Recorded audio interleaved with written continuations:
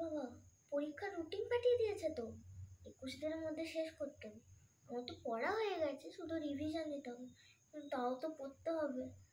এত কম দিনের মধ্যে পড়বো কি করে? পরীক্ষার রুটিন পাঠিয়ে দিয়েছে, কতদিন বাকি আছে দেখি তো। এখন 21 দিন বাকি, এখন থেকে কে পড়বে?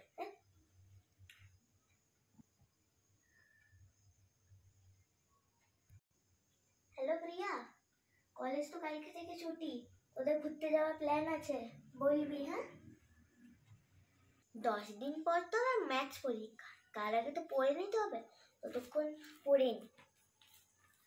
10 plus 2 equals to 12, 12 plus 3 equals to 15,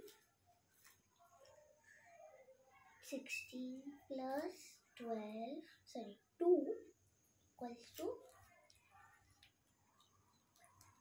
18,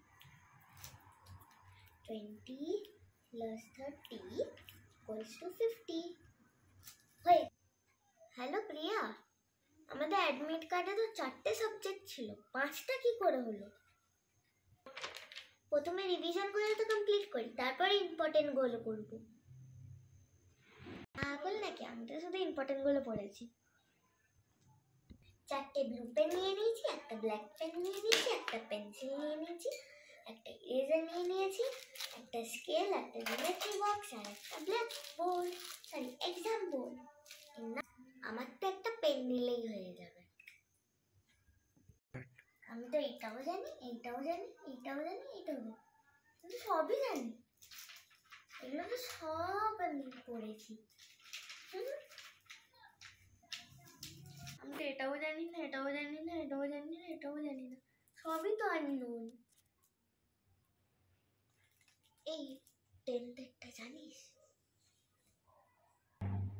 এত বড় অ্যান্সার তোকে বলবো কি করে? এনে পুরো পেপারটাই নে। এই 6 এর অ্যান্সারটা জানিস? না, আমি কেন বলবো? আমি জানি না, আমি বলবো না।